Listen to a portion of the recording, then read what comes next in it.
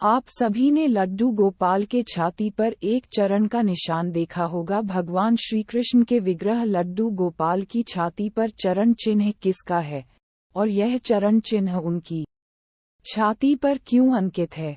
ये चिन्ह भगवान श्री कृष्ण के बाल स्वरूप लड्डू गोपाल और युगल स्वरूप सभी में चिन्हित होता है।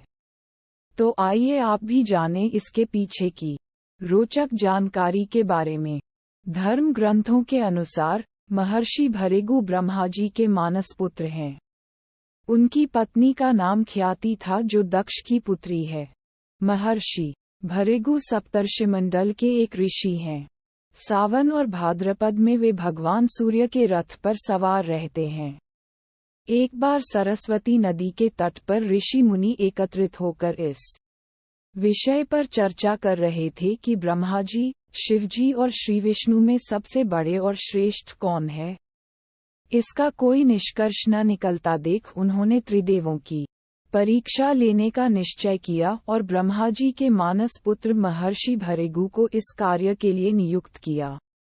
महर्षि भृगु सर्वप्रथम ब्रह्मा जी के पास गए। उन्होंने न तो प्रणाम किया और न ही उनकी स्तुति की।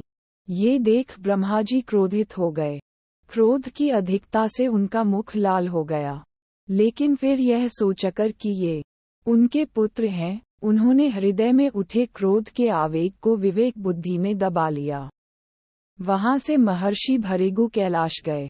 देवाधिदेव भगवान महादेव ने देखा कि भृगु आ रहे हैं तो वे प्रसन्न होकर अपने आसन से उठे और उनका आलिंगन करने के लिए भुजाएं फैला दीं।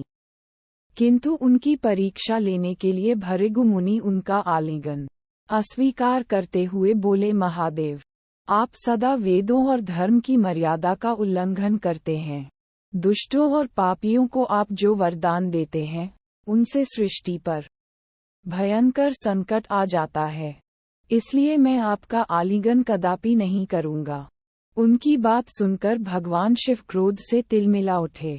उन्होंने जैसे ही त्रिशूल उठाकर उन्हें मारना चाहा, वैसे ही भगवती सती ने बहुत अनुनय विनय कर किसी प्रकार से उनका क्रोध शांत किया। इसके बाद भृगु मुनि वैकुंठ लोक गए।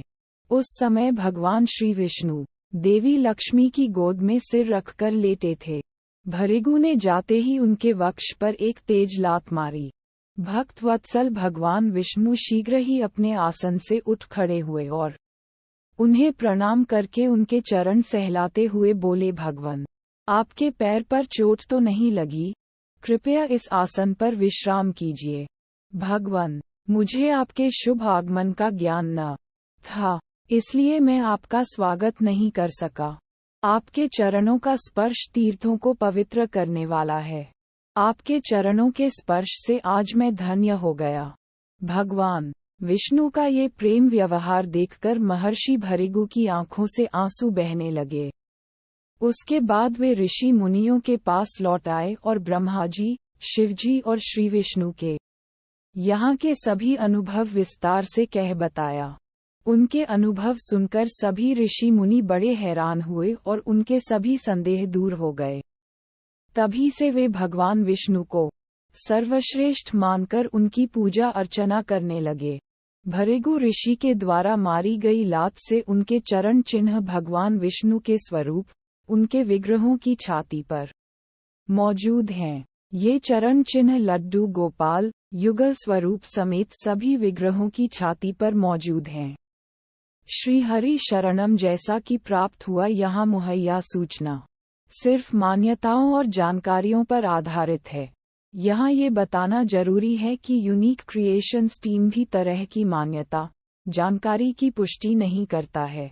किसी भी जानकारी या मान्यता को अमल में लाने से पहले संबंधित विशेषज्ञ से सलाह लें। डिस्क्लेमर: यूनिक क्रिएशंस टीम अंधविश्वास को बढ़ावा नहीं देता है। इस लेख में ताई गई किसी भी जानकारी, सामग्री में निहित सटीकता या विश्वसनीयता की गारंटी नहीं है।